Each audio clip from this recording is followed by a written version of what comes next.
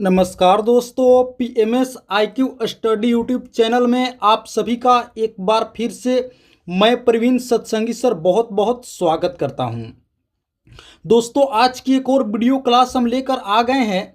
Bihar police मद्य निषेध सिपाही भर्ती 2026 की परीक्षा के लिए अति महत्वपूर्ण समान ज्ञान और सामान्य विज्ञान के प्रश्नावली वीडियो का। तो आप सभी से एक रिक्वेस्ट करूंगा दोस्तों कि इस वीडियो को आप लोग अंत तक जरूर देखिएगा, एक एक प्रश्न को अच्छे से समझिएगा और याद कीजिएगा। दोस्तों, जैसा कि आप सभी को पता है कि बिहार पुलिस मद्य निषेध सिपाही भर्ती परीक्षा की डेट निकल कर आ गई है, परीक्षा की तारीख निकल कर आ गई है। तो उसके पॉइंट ऑफ व्यू से ये क्रैश कोर्स हम शुरू करने जा रहे हैं। तो आइए आज की क्लास हम लोग शुरू करते हैं। पहला प्रश्न है, निम्नलिखित में से किसे टूथपेस्ट की सामग्रियों में इस्तेमाल नहीं किया जाता है। दोस्तों, बतानी है कि इनमें से किस पदार्थ को टूथपेस्ट बनाने में प्रयोग नहीं होता है, टूथपेस्ट की सामग्रियों में इस्तेमाल नहीं किया जाता है। तो आप सभी याद रखेंगे सोडियम कार्बोनेट का, यानी कि ऑप्शन बी। जी हाँ दोस्तों, सोडियम कार्बोनेट का प्रयोग टूथपेस्ट की सामग्रियों में नहीं किया जाता है। आप सभी याद रखेंगे, ऑप्शन बी इसका करेक्ट आंसर होगा, राइट आंसर होगा। आप सभी याद रखेंगे। बाकी फ्लोराइड का, कैल्शियम कार्बोनेट का और मैग्नीशियम कार्बोनेट का, ये तीनों का प्रयोग टूथपेस्ट बनाने में किया जाता है, लेकिन सोडियम कार्बोनेट का प्रयोग टूथपेस्ट बनाने में नहीं किया जाता है। तो ऑप्शन बी इस प्रश्न का क्या हो जाएगा, बिल्कुल करेक्ट आंसर हो जाएगा। चलिए अब आगे बढ़ते हैं।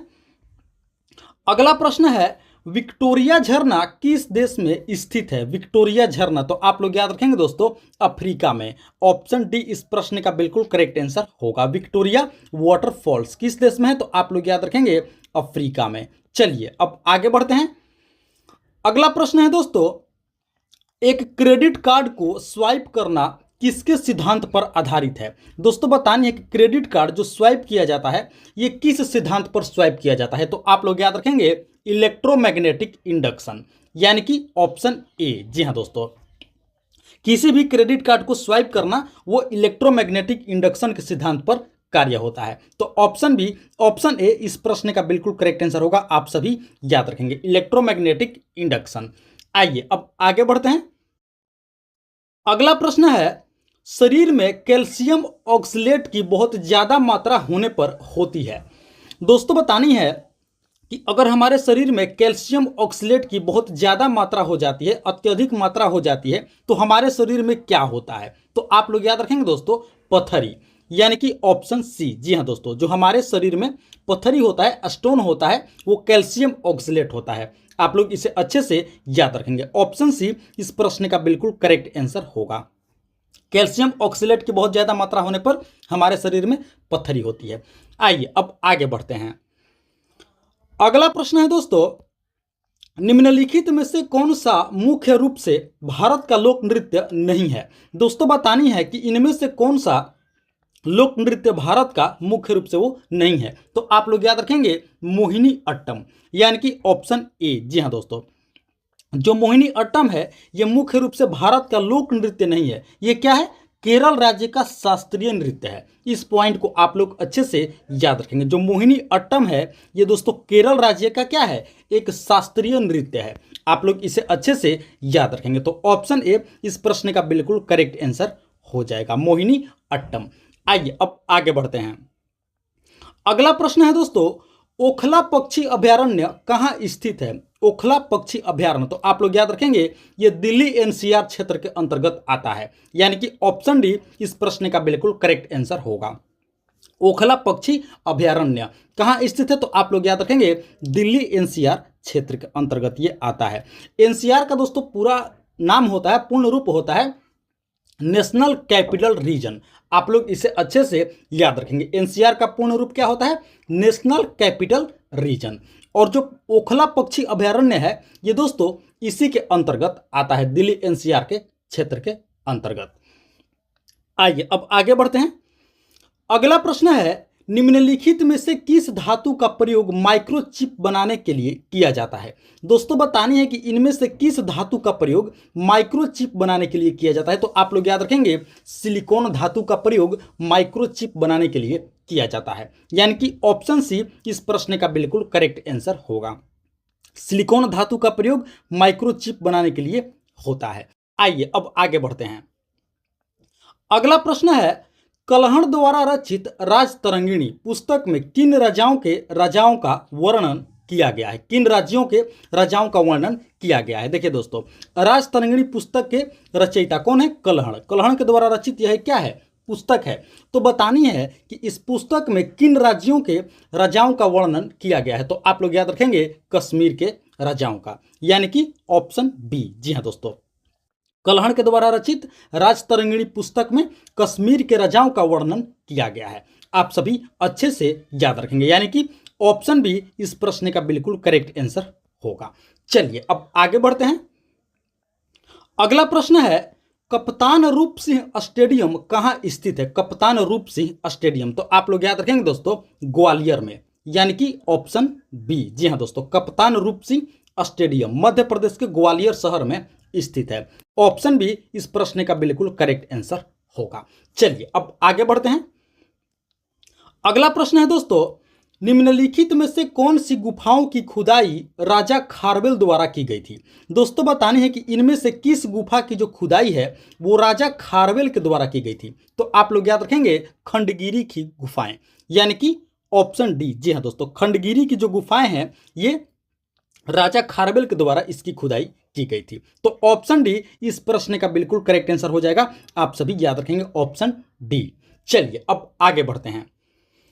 अगला प्रश्न है, ब्लू मून से क्या तात्पर्य है? देखिए दोस्तों, ब्लू मून बताने कि इसका मतलब क्या होता है, ब्लू मून का क्या तात्पर्य होता है। तो आप लोग याद रखेंगे कि महीने में आने वाला जो दूसरा पूरा चांद होता है उसे ही ब्लू मून कहा जाता है। आप लोग इसे अच्छे से याद रखेंगे, यानी कि ऑप्शन बी। जी हाँ दोस्तों, महीने में आने वाला दूसरा पूर्ण चांद ये क्या है? ब्लू मून होता है। तो ऑप्शन बी इस प्रश्न का बिल्कुल करेक्ट आंसर होगा।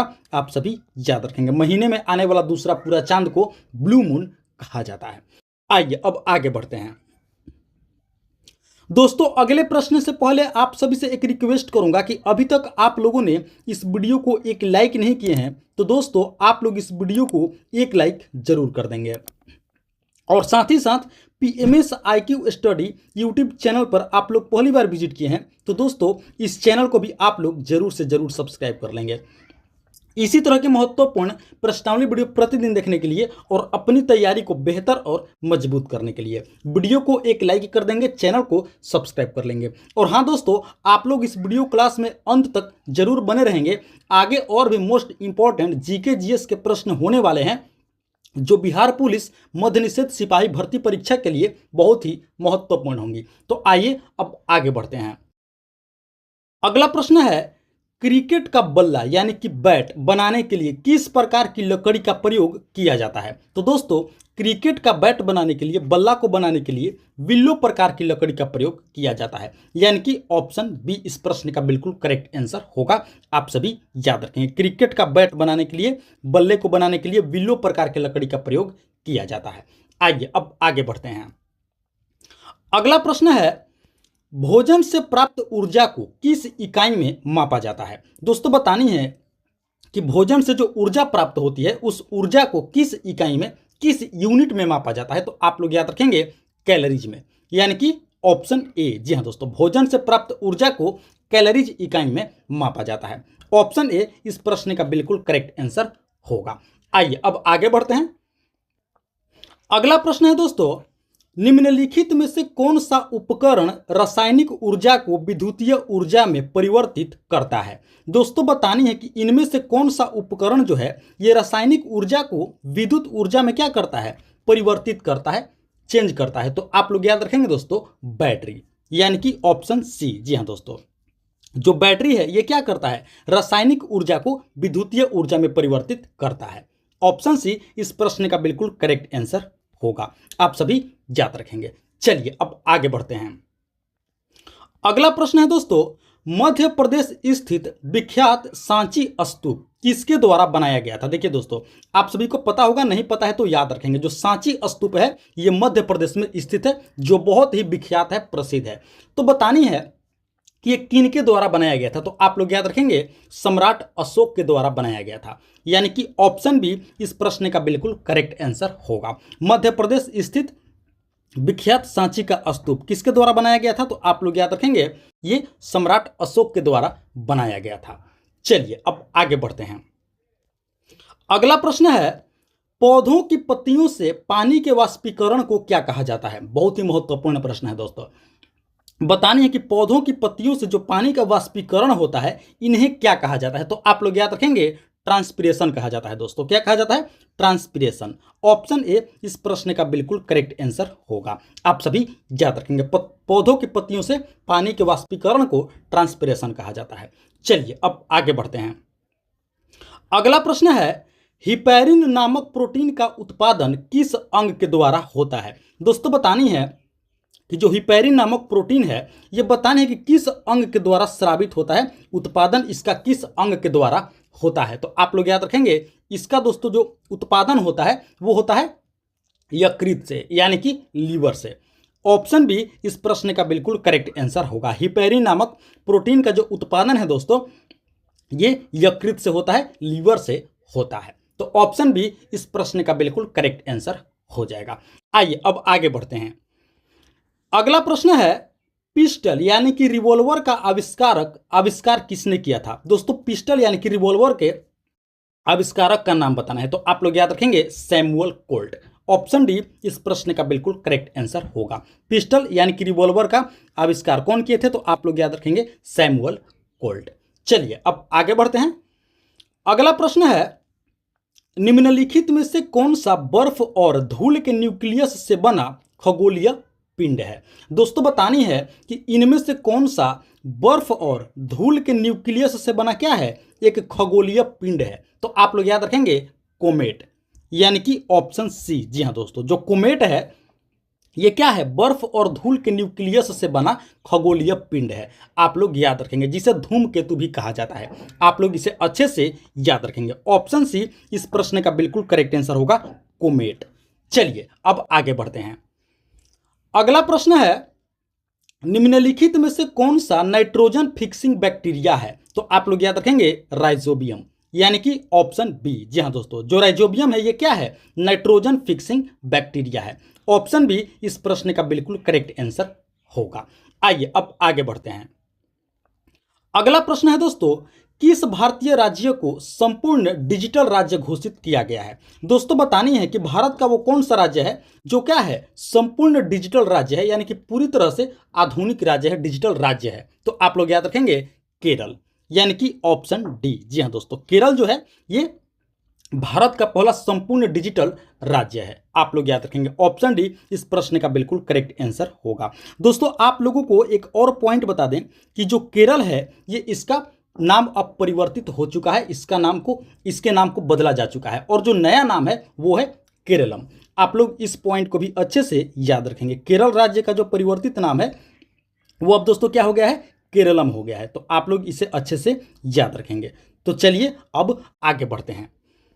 अगला प्रश्न है दोस्तों, गर्म शीशे को धीमे धीमे ठंडा करने की प्रक्रिया को क्या कहा जाता है? जी हाँ दोस्तों, बतानी है कि गर्म शीशे को धीमे धीमे ठंडा किया जाता है, तो इस प्रक्रिया को क्या कहा जाता है? तो आप लोग याद रखेंगे एनीलिंग कहा जाता है दोस्तों, यानी कि ऑप्शन ए। जी हाँ दोस्तों, गर्म शीशे को धीमे धीमे ठंडा करने की प्रक्रिया को क्या कहा जाता है? तो आप सभी याद रखेंगे एनीलिंग कहा जाता है। ऑप्शन ए इस प्रश्न का बिल्कुल करेक्ट आंसर होगा। आइए अब आगे बढ़ते हैं। अगला प्रश्न है, निम्नलिखित में से किस ग्रह का आकार पृथ्वी के आकार के निकट है? यानी कि दोस्तों पृथ्वी के आकार के निकट है, बराबर है। तो आप लोग याद रखेंगे शुक्र ग्रह, यानी कि वीनस। Option C. जी हाँ दोस्तों, जो शुक्र ग्रह है ये पृथ्वी के आकार के बिल्कुल दोस्तों बराबर है, निकट है। आप सभी याद रखेंगे, तभी दोस्तों इसे पृथ्वी का जुड़वा ग्रह भी या बहन भी कहा जाता है। आप लोग इसे अच्छे से याद रखेंगे। पृथ्वी की जुड़वा बहन इस ग्रह को कहा जाता है, ट्विन सिस्टर है पृथ्वी और शुक्र। तो ऑप्शन सी इस प्रश्न का बिल्कुल करेक्ट आंसर होगा। चलिए अब आगे बढ़ते हैं।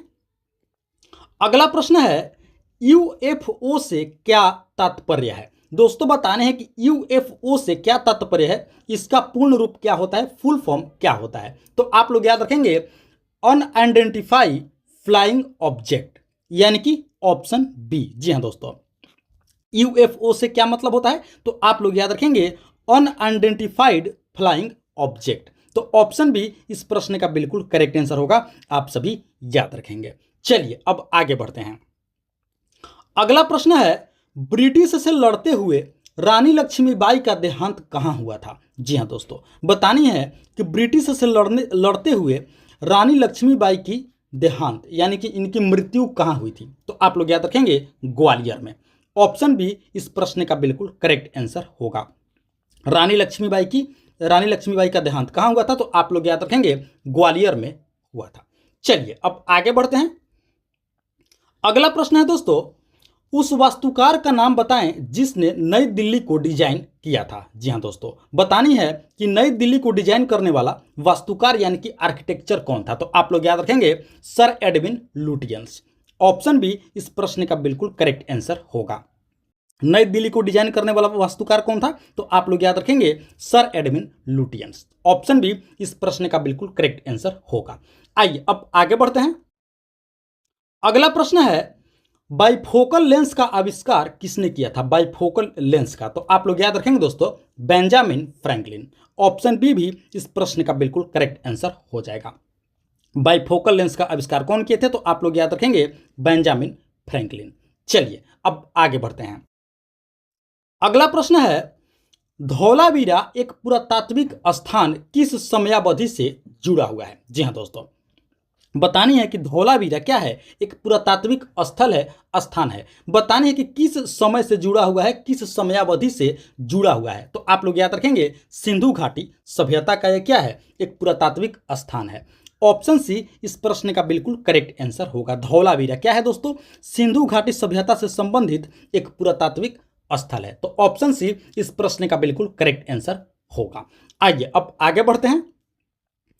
अगला प्रश्न है सिरका यानी कि विनेगर में कौन सा अम्ल पाया जाता है। जी हाँ दोस्तों, विनेगर यानी कि सिरका में कौन सा एसिड होता है, तो आप लोग याद रखेंगे एसिटिक अम्ल यानी कि एसिटिक एसिड। ऑप्शन डी इस प्रश्न का बिल्कुल करेक्ट आंसर हो जाएगा, आप सभी याद रखेंगे। सिरका यानी कि विनेगर में कौन सा एसिड पाया जाता है, तो आप लोग याद रखेंगे एसिटिक एसिड पाया जाता है। चलिए अब आगे बढ़ते हैं। अगला प्रश्न है दोस्तों, निम्नलिखित में से कौन सी मिसाइल भारत की पहली सुनियोजित सतह से सतह पर वार करने वाली मिसाइल है। दोस्तों बतानी है कि इनमें से कौन सी मिसाइल भारत की पहली सुनियोजित सतह से सतह पर वार करने वाली क्या है, मिसाइल है। तो आप लोग याद रखेंगे इसका सही उत्तर होगा पृथ्वी। Option C. जी हाँ दोस्तों, पृथ्वी जो है क्या है, एक मिसाइल है जो सतह से सतह पर वार करती है। तो ऑप्शन सी इस प्रश्न का बिल्कुल करेक्ट आंसर हो जाएगा, आप सभी याद रखेंगे। चलिए अब आगे बढ़ते हैं। अगला प्रश्न है आधुनिक रसायन शास्त्र का जनक किसे माना जाता है। दोस्तों बतानी है कि आधुनिक रसायन शास्त्र के जनक किन्हें कहा जाता है। तो आप लोग याद रखेंगे एंटोनी लेवोइसियर को, यानी कि ऑप्शन डी इस प्रश्न का बिल्कुल करेक्ट आंसर हो जाएगा, आप सभी याद रखेंगे। आधुनिक रसायन शास्त्र का जनक किसे माना जाता है, तो आप लोग याद रखेंगे एंटोनी लेवोइसियर को दोस्तों आधुनिक रसायन शास्त्र का जनक माना जाता है। ऑप्शन डी इस प्रश्न का बिल्कुल करेक्ट आंसर हो जाएगा। तो दोस्तों ये थी हमारी आज की बिहार पुलिस मध्य निषेध सिपाही भर्ती परीक्षा के लिए अति महत्वपूर्ण समान ज्ञान व सामान्य विज्ञान के प्रश्नावली वीडियो। आशा करते हैं इस वीडियो को आप लोग अंत तक जरूर देखे होंगे, एक एक प्रश्न को अच्छे से समझे होंगे और याद भी कर लिए होंगे। तो आप सभी से एक बार फिर से रिक्वेस्ट करूंगा कि इस वीडियो को आप लोग अभी तक एक लाइक नहीं किए हैं तो दोस्तों आप लोग इस वीडियो को एक लाइक जरूर कर देंगे। और साथ ही साथ PMS IQ study YouTube channel पर आप लोग पहली बार विजिट किए हैं तो दोस्तों इस चैनल को भी आप लोग जरूर से जरूर सब्सक्राइब कर लेंगे। इसी तरह की महत्वपूर्ण प्रश्नावली वीडियो प्रतिदिन देखने के लिए और अपनी तैयारी को बेहतर और मजबूत करने के लिए वीडियो को एक लाइक कर देंगे, चैनल को सब्सक्राइब कर लेंगे। तो दोस्तों इस वीडियो में फिलहाल इतना ही, मिलते हैं एक और मोस्ट इंपॉर्टेंट वीडियो क्लास लेकर के। तब तक के लिए आप सभी का बहुत बहुत धन्यवाद। जय हिंद दोस्तों।